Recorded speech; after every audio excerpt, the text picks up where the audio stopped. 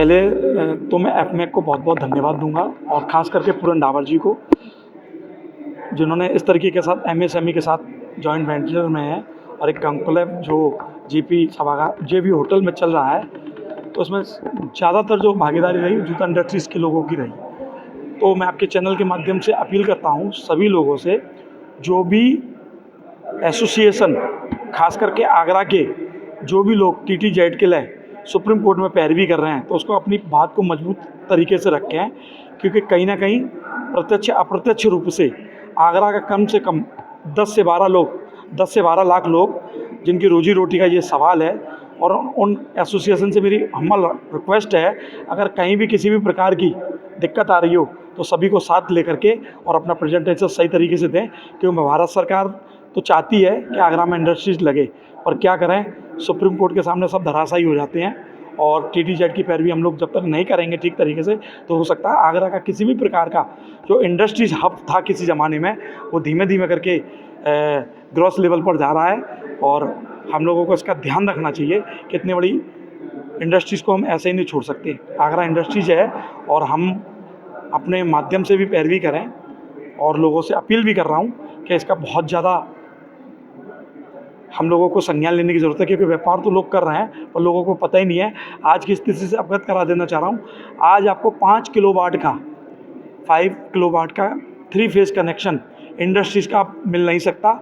नई इंडस्ट्रीज़ को कनेक्शन दे ही नहीं जा रहे जब तक टीटीजेड का मसला है। और सुप्रीम कोर्ट की अपनी 18 जून हेयरिंग थी, 18 जून के बाद में मुझे अपडेट नहीं है कि हम लोगों ने उनमें प्रेजेंटेशन की है, तो उन लोगों से फिर भी अपील है, आप टीटीजेड के लिए और सभी जितने भी चैनल हैं जो देश भर में काम कर रहे हैं, मैं सभी से अपील करता हूँ इसको थोड़ा सा जोर तरीक़ा से और हाईलाइट करें।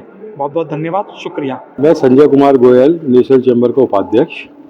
आज ये एमएसएमई की कॉन्क्लेव हो रही है, बहुत ही अच्छी विषय था, जिसमें सभी उद्यमियों को उन्होंने बताया कि सरकार की क्या मंशा है और उनकी स्कीमें बताई, जिससे कि एमएसएमई उद्योग और ज़्यादा तरक्की करे। लेकिन यहाँ पर जो अधिकारियों द्वारा समझाया जाता है और जो सरकार की मंशा है कि एमएसएमई को अधिक से अधिक सुविधाएं देकर उनको अपने देश के हित में काम में लिया जाए, वो सारी योजनाएं अधिकारियों तक ही सीमित रह जाती हैं, वो उद्यमियों तक नहीं पहुंच पाती हैं। तो मेरा इन सबसे यही रिक्वेस्ट है कि ये किसी भी तरीके से जो सरकार की मंशा है उसको मुझे पूर्ण करने का कार्य करें, जिससे एमएसएमई अधिक से अधिक तरक्की करे और देश हित में काम में आ सके।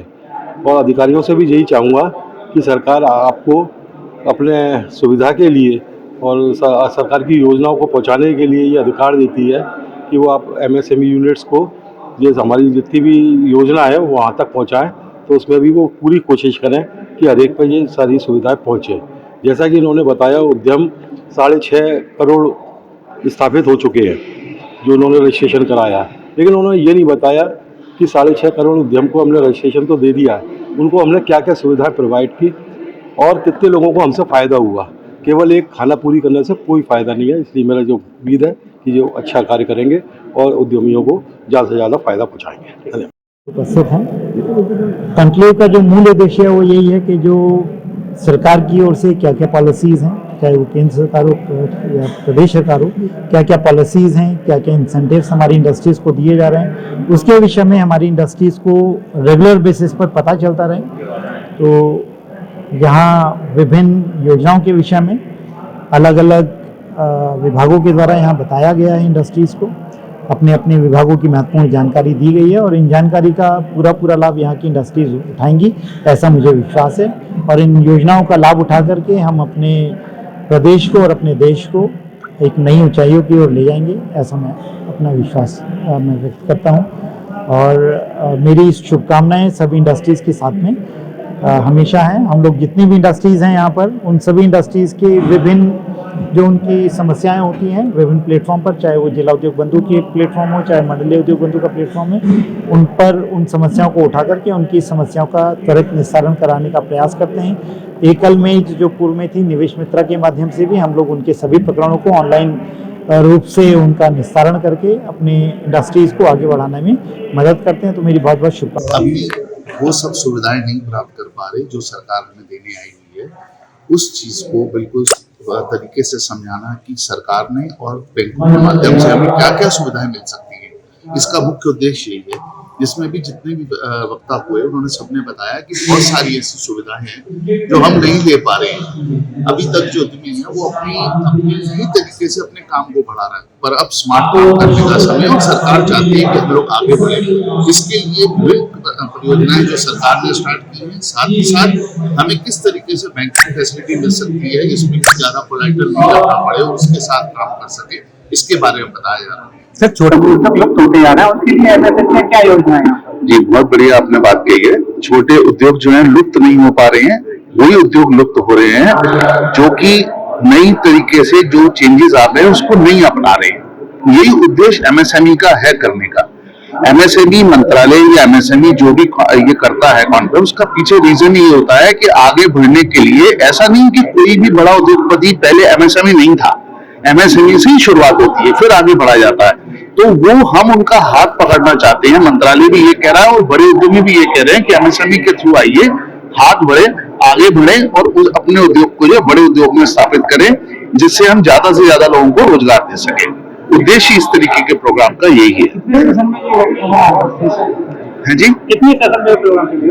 अभी 3 सेशन हो रहे हैं इसके। जो पैनल डिस्कशन है वो अलग अलग विषयों पे पैनल डिस्कशन है, जिसमें आमने सामने से सवाल जवाब होंगे। तो आप सब लोग भी उसमें पार्ट लीजिए और सब उद्यमी उसके साथ एक साथ मिलकर ही उसको कर रहे हैं। जो मंचसीन हो गए वो भी और जो नीचे बैठे वो भी क्वेश्चन आंसर करेंगे अपने। विभिन्न सेक्टर से आए हुए कॉन्क्लेव का जो मूल उद्देश्य है वो यही है कि जो सरकार की ओर से क्या क्या पॉलिसीज़ हैं, चाहे वो केंद्र सरकार हो, प्रदेश सरकार, क्या क्या पॉलिसीज़ हैं, क्या क्या इंसेंटिव्स हमारी इंडस्ट्रीज़ को दिए जा रहे हैं, उसके विषय में हमारी इंडस्ट्रीज़ को रेगुलर बेसिस पर पता चलता रहे।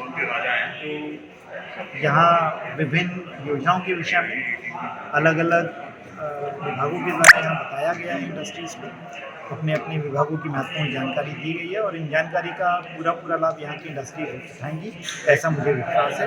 और इन योजनाओं का लाभ उठा करके हम अपने प्रदेश को और अपने देश को एक नई ऊंचाइयों की ओर ले जाएंगे, ऐसा मैं विश्वास करता हूँ।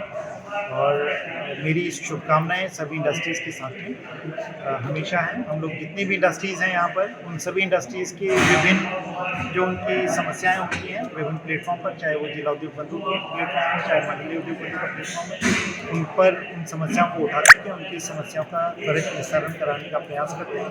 एकल में जो पूर्व में थी निवेश मित्रा के माध्यम से भी हम लोग उनके सभी प्रकरणों को ऑनलाइन रूप से उनका निस्तारण करके अपने इंडस्ट्रीज़ को आगे बढ़ाने में मदद करते हैं। तो मेरी बहुत बहुत शुभकामनाएं सभी इंडस्ट्रीज़। Thank you. ये भारत सरकार द्वारा 22,000 करोड़ रुपया एमएसएमई के द्वारा एलोकेट किया गया है। ये 22,000 करोड़ में भारत सरकार की इच्छा ये है कि जैसे आगरा का जूता विश्व में अपनी ख्याति प्राप्त करता है, ऐसे ही इस दुनिया में 85% जो लोग हैं वो सिंथेटिक जूता पहनते हैं, मतलब नॉन लेदर जूता पहनते हैं। तो सरकार इस दिशा की ओर आगे बढ़ रही है कि जैसे भारत का जूता अभी विश्व में चमड़े के रूप में पहचाना जाता है, अभी जिसमें चाइना की बादशाहत है, वर्ल्ड ग्लोबल इंडेक्स में आज भी 75% जो सिंथेटिक जूता है दुनिया में वो चाइना का बिकता है। अब भारत सरकार ये चाहती है कि ऐसे ही सिंथेटिक का एक क्लस्टर डेवलप हो आगरा के अंदर, और आगरा के अंदर जो उद्यमी हैं वो सिंथेटिक जूता जो भी देश में बेचते हैं वो पूरे भारतवर्ष के अलावा पूरी दुनिया में जाए। इससे एक नया ट्रेड का सृजन होगा। प्लस हमारे यहाँ पे जो दलित समाज बहुतायत में है, 1/3 आगरा की पॉपुलेशन जो है वो दलित समाज से आती है, उनके लिए एक रोज़गार का नया रास्ता बनेगा और एक एंटरप्रेन्योरशिप की भावना आएगी। जो हमारा युवा वर्ग है वो आज की तारीख में बेरोजगारी से जो जूझ रहा है, उनके लिए एक नया रोजगार का रास्ता खुलेगा। और मैं समझता हूँ कि इस प्रकार के जो कॉन्क्लेव हैं वो समाज को एक नई दिशा देंगे। और आगरा के अंदर भी एक ऐसा क्लस्टर डेवलप होना चाहिए जैसे उत्तर प्रदेश में हो रहा है, जिसमें युवा उद्यमी आए और अपने यहाँ पर उद्योग लगाएं और सिंथेटिक जूते का जो इस टाइम पे आगरा में डिमांड बढ़ती जा रही है वो दुनिया भर में पहुँचाए। ऐसे आयोजन होते रहे, इसके लिए आयोजकों को जो भी नई संस्था भारत सरकार ने बनाई है, development of footwear and leather council और एमएसएमई के सहयोग से ये आज आयोजित किया गया है। ये दूसरे सम्मेलन है कि जिसमें आगरा के युवाओं को और आगरा के उद्यमियों को एक दिशा दी जा सके कि किस तरह से उद्योगों में इस समय रास्ते आसान हो रहे हैं और उद्योगों के बिना कोई देश आगे बढ़ नहीं सकता। और बढ़ती हुई अर्थव्यवस्था में आगरा की बड़ी भूमिका हो, आगरा के लोगों को ज़्यादा से ज़्यादा रोज़गार मिले और उनके साथ उन पर सारा यहाँ मनन आज किया जाने वाला है। यहाँ इस मनन के अंदर चाहे वो बैंकिंग सॉल्यूशन हो, धन की व्यवस्था हो या फिर भूमि की व्यवस्था हो, ऐसे सारे विभागों को यहाँ बुलाया गया है। हर एक ने अपना अपना यहाँ पर रोल जो है रखा है। यूपी सीडा के अधिकारी भी भाग ले रहे हैं, हीडा के अधिकारी भी भाग ले रहे हैं, बैंकर्स ने भी भाग लिया है और एमएसएमई के अधिकारियों ने भी यहाँ भाग लिया है। और ये एक नई दिशा आगरा की बड़ी भूमिका के लिए और आगरा के युवाओं के रोज़गार के लिए ये इस तरह के प्रयास लगातार चल रहे हैं। आज दिन में एक ज़मींदार जरदोजी पर भी कार्यक्रम था, अभी पिछले वीक उस पर भी कार्यक्रम हुआ फूड प्रोसेसिंग पर। आगरा अगर इस तरह के कार्यक्रमों के माध्यम से आगरा के उद्योगों को खड़ा करता रहेगा, आगरा अब ये उद्यमी जो संस्थाएं वो अपने जो उनका मुख्य उद्देश्य है उद्योगों का संवर्धन करना, अभी तक हम इस समस्याओं में घिरे रहते थे, सरकार से समस्याओं में जूझते थे, वहाँ ईज ऑफ डूइंग हो रही है तो हम अपना सारा का सारा ध्यान जो है एक उद्योगों के संवर्धन की ओर लगा रहे हैं। सर, लघु उद्योगों को बढ़ावा देने के लिए सर किस प्रकार के प्रयास किए? देखिए, लघु उद्योगों को बढ़ावा देने के लिए यहाँ पर बैंकर्स भी हैं, यहाँ पर भूमि की व्यवस्था भी हैं और किस तरह से ऑनलाइन के माध्यम से आगे बढ़ाया जा सकता है, किस तरह से नए छोटे छोटे उद्योग हैं उनमें किस तरह से अपनी भूमिका बनाई जा सकती है कि जूता उद्योग में बहुत कम पूंजी लगा करके ऑनलाइन के माध्यम से मेक टू मेजर कैसे बना सकता है, एक मार्केट गैप्स को कैसे पूरा कर सकता है, ये कैसे नए स्टार्टअप्स हो सकते हैं और हर घर से एक नया स्टार्टअप कैसे लगाया सकता है। ये अभी पैनल डिस्कशन भी होगा, पैनल डिस्कशन में भी बहुत सारी इसमें जानकारियाँ दी जाएंगी। देखिए, ऐसा है कि आजकल भारत में मेक इन इंडिया के तहत जो मैन्युफैक्चरिंग का जोर दिया जा रहा है इंडिया में, उसके तहत जो एमएसएमई सेक्टर है, बहुत सारे विचार, बहुत सारे सरकारी स्कीमें आती हैं, उनके बारे में डिस्कशन, लोगों इंडस्ट्री की समस्याएं, इसी संबंधित इस कॉन्क्लेव का आयोजन किया गया और अभी पैनल डिस्कशन के माध्यम से हमारे जो इंडस्ट्रियलिस्ट हैं उनको जानकारी प्रदान की जाएगी, जो क्वेश्चन उनके होंगे वो उसका आंसर भी दिए जाएंगे। ठीक, तो मुझे लगता है कि इस तरीके के आयोजनों से इंडस्ट्री को बहुत लाभ होता है और आप लोग रहेंगे, देखेंगे, आप न्यूज़ कवर करेंगे कि क्या हमें फ़ायदा हुआ। ठीक।